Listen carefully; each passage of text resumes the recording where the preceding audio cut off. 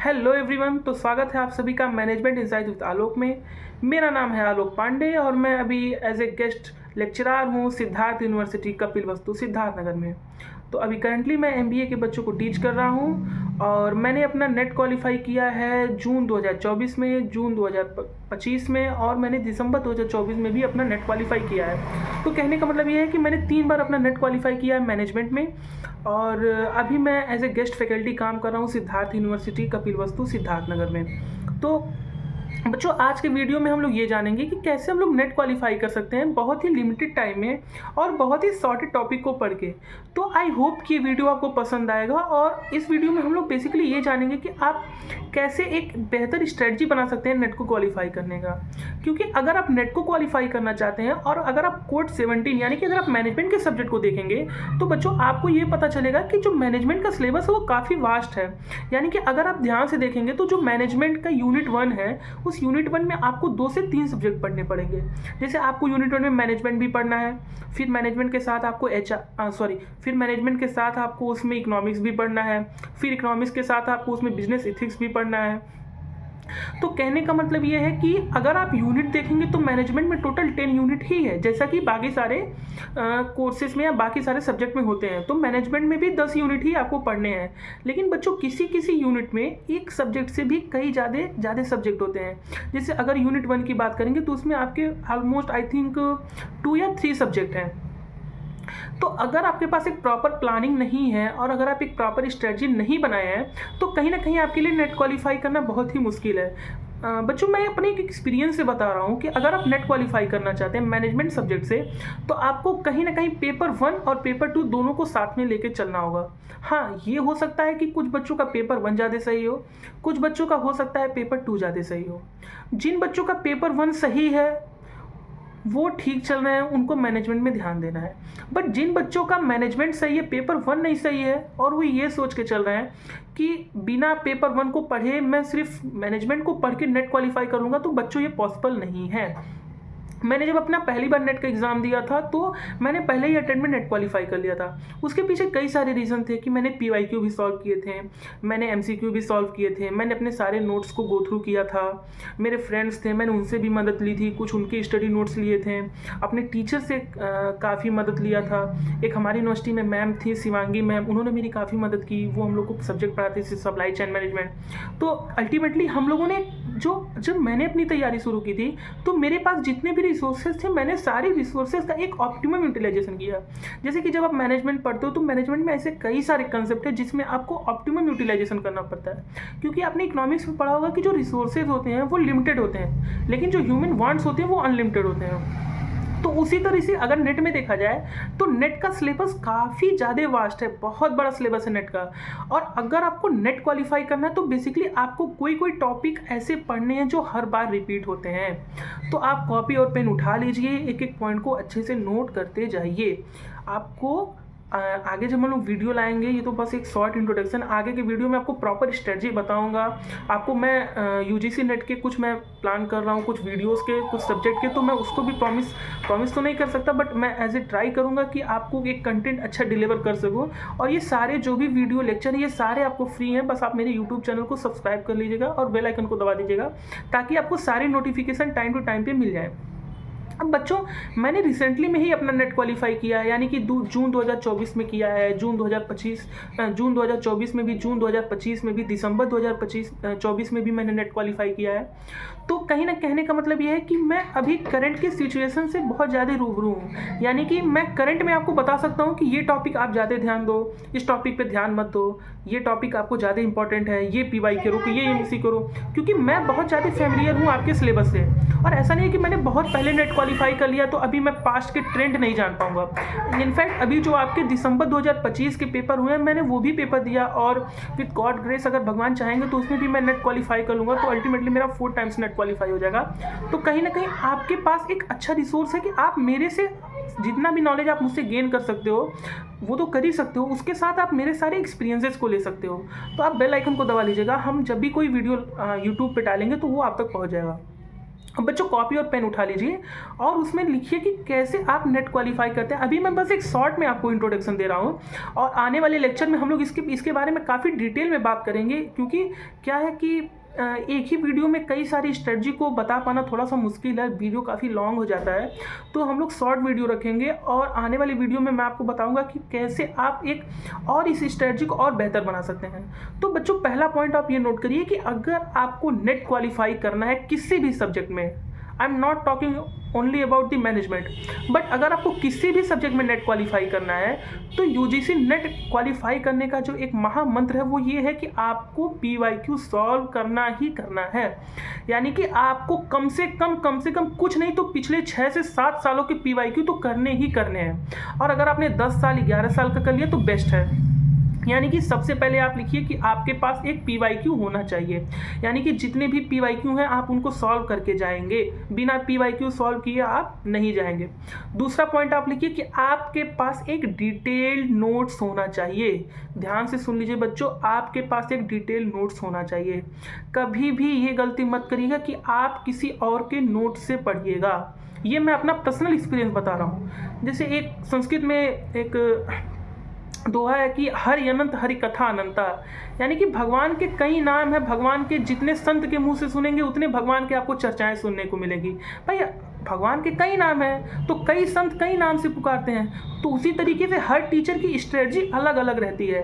तो अगर मैं एज ए टीचर बताऊं, एज ए फ्रेंड बताऊं, तो आप क्या करिए कि पिछले कई सालों के पीवाईक्यू को सॉल्व करने के साथ साथ एक डिटेल नोट्स बनाइए। कभी भी किसी के नोट से पढ़ने की कोशिश मत करिए। उसका फ़ायदा क्या होगा कि जब आप एक डिटेल नोट्स बना लेंगे तो उसका फ़ायदा होगा कि जब आप कोई चीज़ लिखते हैं ना तो आप उसको मेमोराइज जल्दी कर लेते हैं, पहला चीज़। दूसरा चीज़ कि जब आप अपने नोट्स को पढ़ेंगे, जब आप अपने खुद हैंड रिटन नोट्स को पढ़ेंगे तो एक बात तो जब आपने लिखा तब आपने उसको रिकॉल किया, फिर जब आप उसको याद करेंगे तो आपको सारी चीज़ें ऑटोमेटिकली याद होने लग जाएंगी। पहला चीज़ आप पीवाईक्यू सॉल्व करेंगे, दूसरा चीज़ आप डिटेल नोट्स बनाएंगे, और तीसरा चीज़ कि आप शॉर्ट नोट्स भी बनाएंगे। तो मेरे प्यारे बच्चों, जब भी आप डिटेल नोट्स बना रहे हैं तो साथ साथ में डिटेल नोट्स एक बार बनाइए, उसको रिवीजन करिए, और रिवीजन करते वक्त जो भी इंपॉर्टेंट टॉपिक हैं, जो भी इंपॉर्टेंट हाइलाइट्स हैं, जो पॉइंट्स हैं, उसको एक शॉर्ट नोट्स के जरिए में बनाते रहिए। इसका फ़ायदा क्या होगा बच्चों, जब आपके एग्ज़ाम आने वाले होते हैं, यानी कि जब लास्ट के 1 मंथ 2 मंथ बचते हैं, 1 महीने 2 महीने बचते हैं, तो बच्चे बहुत ज़्यादा स्ट्रेस में आ जाते हैं। और अगर आप उस वक्त में डिटेल नोट्स को पढ़ने लगेंगे ना तो फिर आपके लिए पीवाईक्यू और मॉक ये दोनों करना मुश्किल हो जाएगा। यानी कि अब ये भी जान लीजिए आप कि जब आप लास्ट के मंथ में आ रहे हैं तो कहीं ना कहीं आपको मोर प्रैक्टिस चाहिए। Practice make man perfect. अगर आप अच्छे से प्रैक्टिस करेंगे तो आपका नेट क्वालिफाई हो जाएगा, क्योंकि सारी बात फंसती है प्रैक्टिस से। अच्छा, प्रैक्टिस करने के लिए या तो आप पीवाईक्यू सॉल्व करेंगे या तो एमसीक्यू सॉल्व करेंगे। तो कहीं ना कहीं जब आप लास्ट के मंथ में आएंगे तो आपको पीवाईक्यू और एमसीक्यू सॉल्व करने में डिटेल नोट्स पढ़ने का टाइम ही नहीं मिलेगा। अच्छा, लास्ट के मोमेंट पे अगर आप डिटेल नोट्स पढ़ भी रहे हैं तो वो आप रिकॉल नहीं कर पाएंगे। तो कहने का मतलब ये है कि एक डिटेल नोट्स बनाइए, उसको शुरू से पढ़ने के लिए बिल्कुल स्क्रैच से, जीरो से, और जब रिवीजन करिए तो हाईलाइट पॉइंट को लिखते जाइए, छोटे छोटे पॉइंट को आप अपने कॉपी पे, नोट्स पे लिखते जाइए, जाके आप एग्जाम टाइम में आपको ईजी पढ़ सके। बड़े नोट्स का कहाँ काम आएगा? जो डिटेल नोट्स है उसका काम आएगा जब आप शुरू से रिवीजन करेंगे, तब आप पढ़िएगा अपने डिटेल नोट से। जब एग्ज़ाम के पास आइएगा, जब एग्ज़ाम पास आ जाएगा, 1 महीने 2 महीने बचे रहेंगे, तब आप पढ़ेंगे शॉर्ट नोट से। तो मैंने आपको 3 चीज़ बताया जो आपको नोट डाउन करना ही करना है। ये चीज़ आपके पास होनी चाहिए, तब भी आपका नेट क्वालिफाई होगा। अदरवाइज़ कोई रास्ता नहीं है। कोई ऐसा नहीं है कि हवा में कोई आपको कुछ पिला देगा, कोई जादू की पुड़िया बना के आपको दे देगा, आप उससे आपका नेट क्वालिफाई हो जाएगा। देखिए, मैं ये तो नहीं कहूँगा कि नेट क्वालिफाई करना बहुत ही आसान है, बहुत ही हलवा है, लेकिन मैं आपको ये ज़रूर कहूँगा कि अगर आप एक अच्छी स्ट्रेटजी फॉलो कर रहे हैं और एक प्लानिंग अच्छे से करके चल रहे हैं, एक गो थ्रू रिवीजन कर ले रहे हैं, तो आपके लिए कोई बहुत ज़्यादा मुश्किल भी नहीं होगा, क्योंकि मैं आपके साथ हूँ। अगर आपको कोई डाउट होगा तो आप मुझसे पूछ सकते हैं। तो बेटा, अगर आपको नेट क्वालिफाई करना है मैनेजमेंट से, अभी मैं सिर्फ नेट की बात कर रहा हूँ, आने वाली वीडियो में मैं जेआरएफ की भी बात करूँगा, अभी मैं बस नेट की बात कर रहा हूँ। तो बेटा, अगर आपको नेट क्वालिफाई करना है मैनेजमेंट में, तो आपको पीवाईक्यू सॉल्व करना है कम से कम पिछले 7 से 8 सालों का, फिर आपको एक डिटेल नोट्स बनाना है, फिर आपको एक शॉर्ट नोट्स बनाना है। बिना इन तीनों के तो काम चलेगा ही नहीं चलेगा। ये उसके बाद आप जो भी कंसेप्ट पढ़ रहे हैं, सपोज करिए कि आपने टॉपिक उठाया मैनेजमेंट का, व्हाट इज़ मैनेजमेंट या प्रिंसिपल ऑफ मैनेजमेंट। तो आप प्रिंसिपल ऑफ मैनेजमेंट उठा रहे हैं तो ये नहीं है कि बस आपने उस पॉइंट्स को पढ़ लिया और आपका काम हो गया, क्योंकि ये बेटा नर्सरी का नहीं है कि आपसे ABCDEFGH पूछेगा। नहीं, आपको प्रिंसिपल ऑफ मैनेजमेंट से ही पूछेगा, उसी टॉपिक से पूछेगा, लेकिन क्वेश्चन का फ्रेम चेंज हो जाएगा। उसी क्वेश्चन के फ्रेम को समझने के लिए आपको क्या करना पड़ेगा, PYQ सॉल्व करना पड़ेगा। जैसे आप मान लीजिए आप जितने भी जो भी 14 प्रिंसिपल ऑफ मैनेजमेंट है उसको पढ़ रहे हैं, उसमें स्केलर चैन है और तमाम चीज़ें हैं जिसको आप पढ़ रहे हैं, तो आप उसमें आप देखेंगे कि एक एक टॉपिक से कैसे क्वेश्चन को फ्रेम किया जा रहा है। जैसे जब आप PYQ सॉल्व करेंगे तो आपको पता चल जाएगा कि क्वेश्चन को कैसे फ्रेम किया जा रहा है। अब जैसे क्वेश्चन को फ्रेम किया जा रहा है उसी हिसाब से आपको अपने नोट्स बनाने हैं और उसी हिसाब से आपको क्या करने हैं, अपने रिवीजन करने हैं। तो अगर आप शुरू से स्टार्ट कर रहे हैं नेट की पढ़ाई करना, हालांकि ये वीडियो उन्हीं बच्चों के लिए जो एकदम शुरू से बेसिक से स्टार्ट कर रहे हैं। आने वाली वीडियो में हम लोग बात करेंगे कि अगर आपका नेट क्वालिफाई हो गया तो आप JRF कैसे कर सकते हैं। अभी फिलहाल हम लोग बात करें कि अगर आप बिल्कुल बेसिक से स्टार्ट कर रहे हैं, नेट कैसे क्वालिफाई करना है, तो बच्चों आप क्या करिए कि सबसे पहले आप PYQ उठाइए। अब उसमें कुछ बच्चों का डाउट ये होगा कि सर अगर मैं PYQ उठा भी रहा हूँ तो मुझको तो समझ में ही नहीं आएगा, क्योंकि अभी तो मैं जीरो से स्क्रैच से स्टार्ट कर रहा हूँ। लेकिन बच्चों आप ये मान के चलिए कि अगर आप मैनेजमेंट से नेट दे रहे हैं तो कहीं ना कहीं आपने MBA कर रखा है या आप MBA कर रहे हैं। तो शुरू में जब आपके जो फर्स्ट सेमेस्टर होते हैं उसमें ये सारे बेसिक जितने भी टर्मिनोलॉजी होते हैं, जो बेसिक कंसेप्ट होते हैं, वो आपको फर्स्ट सेमेस्टर में पढ़ाए जाते हैं। तो ऐसा नहीं है कि जब आप PYQ सॉल्व करेंगे तो एकदम बिल्कुल ही आउट ऑफ बॉक्स चला जाएगा, नहीं, ऐसा बिल्कुल नहीं है। हाँ, कुछ चीज़ें होंगी जो आपको टफ लग सकती हैं, कुछ चीज़ें होंगी जो आसान लग सकती हैं। तो कोई भी चीज़ स्टार्ट करने से पहले, कोई भी टॉपिक, कोई भी यूनिट, कुछ भी स्टार्ट करने से पहले सबसे पहले आप क्या करेंगे, PYQ सॉल्व करेंगे। अब फायदा क्या होगा, जब आप PYQ सॉल्व करेंगे, जब आप देखेंगे कि क्वेश्चन कैसे फ्रेम किया जाता है, कौन से वर्ड यूज़ किए जा रहे हैं, कैसे ऑप्शन आ रहे हैं, अब उसको पढ़ने के बाद जब आप फिर से अपने रिवीजन करेंगे, कंसेप्ट को पढ़ेंगे, तब आपको ये समझ में आ जाएगा कि हमको किस पॉइंट को अच्छे से पढ़ना है और किस पॉइंट को छोड़ना है। एक बहुत अभी गहरी बात बता रहा हूँ जो शायद ही कोई टीचर बताता हो, बट ऐसे अभी रिसेंट में नेट क्वालिफाई किया हूँ और मैंने भी अपना MBA अभी जल्दी ही किया है, मैं MBA गोल्ड मेडलिस्ट भी हूँ।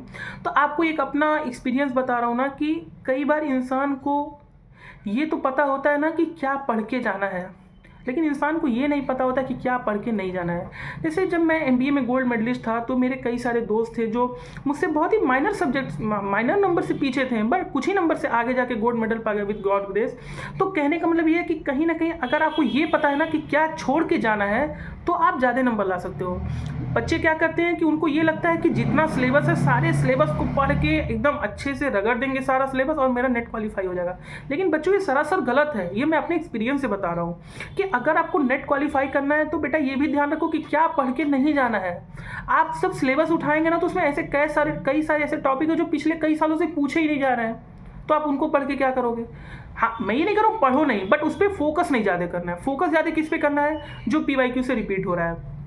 आने वाली वीडियो में हम लोग इसको और अच्छे से समझेंगे। तब तक के लिए बाय बाय, अपना ध्यान रखिएगा और अच्छे से पढ़ाई करिएगा। और अगर आपको कोई डाउट होगा तो आप कमेंट सेक्शन में मुझसे पूछ सकते हैं।